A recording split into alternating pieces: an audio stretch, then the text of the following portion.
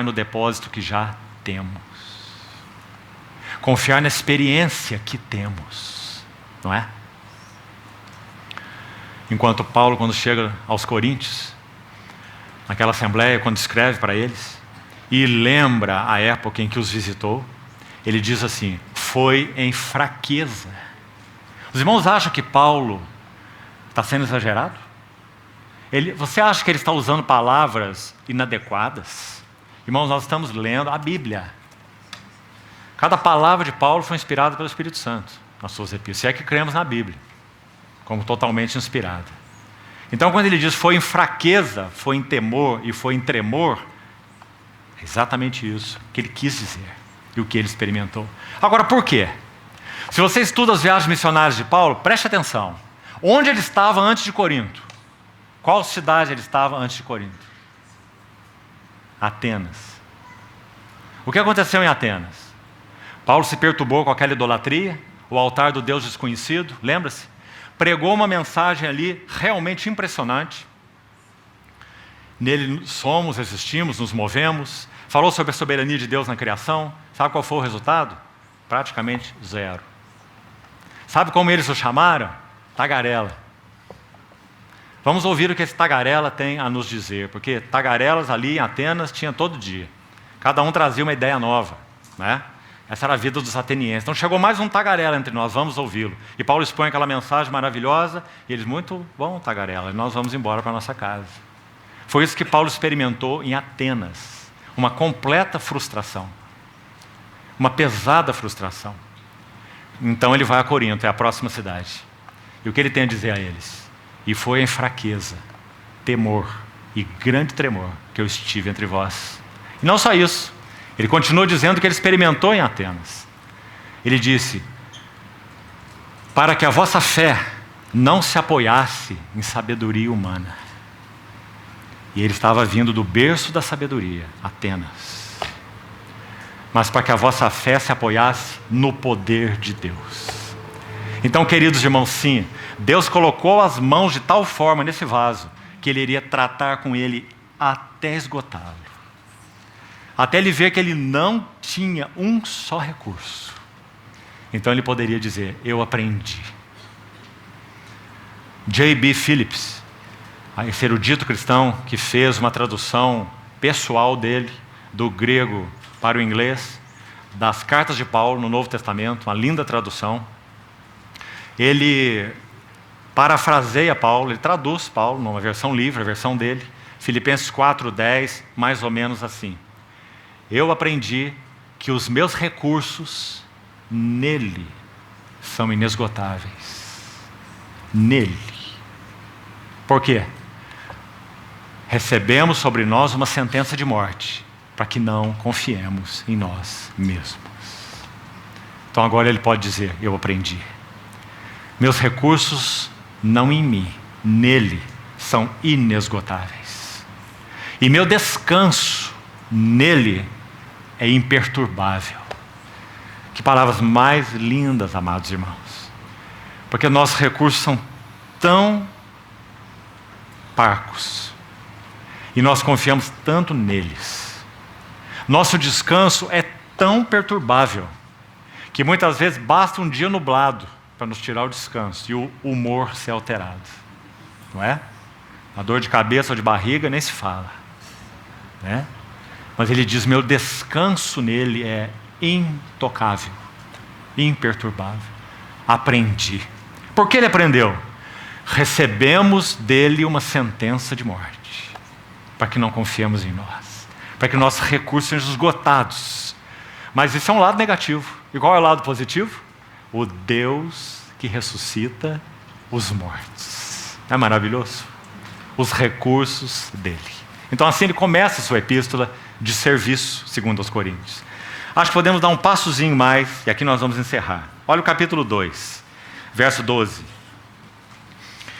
Quando eu cheguei a Troade para pregar o evangelho de Cristo e uma porta se me abriu no Senhor, não tive, contudo, tranquilidade no meu espírito, porque não encontrei o meu irmão Tito. Por isso, despedindo-me deles, parti para Macedônia. Onde estava Tito? Tito foi enviado para Corinto para levar a primeira carta. E havia então combinado com Paulo de encontrar Paulo em Troade. Por algum motivo, Tito tardou, Paulo não encontrou Tito em Troade, a porta para pregar o evangelho se abriu e Paulo não pregou. Parece um verso tão simples, um assunto tão simples, mas isso nos fala muito. Isso nos fala que esse servo, Paulo, tinha um espírito coordenado com outros servos. E aqui, irmãos, não vamos passar por essa nota despercebidos. Porque nas 13 epístolas que Paulo escreve, essa para mim é uma nota tão especial, tão linda. Ele cita mais de 70 nomes de irmãos. Ele não só tinha boa memória, não. Mas ele tinha um coração ligado a essas assembleias e a muitos irmãos. Servos, servas, conservos e conservas. Quando ele vai tratar um problema específico em Filipenses, de Evódia e Síntique, ele trata com aquele amor que nós vimos. Eu rogo a Evódia, eu rogo a Síntique, pensem concordemente no Senhor. Irmãs que o serviram, que o ajudaram, não é? A ti, meu fiel companheiro de julgo, que é o Epafrodito, ele diz, eu te peço, auxilie essas irmãs, porque elas se esforçaram comigo no Evangelho. E ele não se esqueceu o nome delas, lá dos Filipos, dos filipenses, não é? Mais de 70 nomes. Meu amado filho, o amado Filemon, e etc, e etc. Paulo era um homem profundamente relacional. Cooperava com servos e servas, com servos, com servas. Então, queridos irmãos, quando ele escreve no capítulo 12 de 1 Coríntios, acho que nós teremos tempo só para mais isso hoje, tão instrutivo nesse assunto de espírito coordenado. É ele que vai nos ajudar a entender o que é espírito coordenado. Então, só para não gastarmos tempo demais, se você quiser, abra sua Bíblia aí, 1 Coríntios 12, enquanto vamos falando alguma coisa. Ele menciona aqui pelo menos 4 elementos que eu gostaria muito de destacar sobre esse espírito coordenado, como funcionar no corpo, como um conservo junto a outros. Então, nos versículos aí, Coríntios 12, nos versos 15 e 16, Paulo diz assim, se o pé disser não sou mão, não sou do corpo, nem por isso deixa de ser. Se o ouvido disser eu não sou olho, não sou do corpo, nem por isso deixa de ser. Ele está nos ajudando aqui num primeiro assunto. E o assunto é assumirmos nossa própria cota de responsabilidade. Imagine um ouvido dizendo para um olho, eu não sou olho, então eu não sou do corpo. Para usarmos a figura que ele usou, né, foi a metáfora do nosso corpo, que nos ajuda muito a entender o corpo espiritual de Cristo. Imagina essas 2 orelhas querendo sair dessa posição e fazer função de olho, vindo para cá. 2 danos nosso corpo terá. Os olhos estarão impedidos de verem, já que essa orelha está fora do seu lugar, está atrapalhando a função do olho. E o corpo não poderá ouvir, porque a orelha não cumpre a sua função. Mas ainda assim, se ela diz que ela não é do corpo, ela continua sendo. Se ela não é olho, ela não é do corpo, ela continua sendo do corpo. Mas digamos, uma orelha inútil, uma orelha que queria ser olho. Quantas vezes nosso corpo é salvo pela orelha? Você concorda, irmão? Se você está dirigindo seu carro na estrada, atento ao trânsito, né? E vem aquela carreta que perdeu o freio atrás de você, né? E só pode meter a mão na buzina. Seu olho não vai adiantar de nada. Você vai ser salvo pela orelha, funcionando bem, para não ser atropelado pela carreta. Assim é no corpo de Cristo. Algumas vezes nós somos salvos pelo nariz. Se nós entramos em casa e o botijão de gás vazou, nem nossa orelha nem nosso olho vão adiantar de nada. Nós morreríamos ali com aquele gás, a não ser que o nariz funcionasse.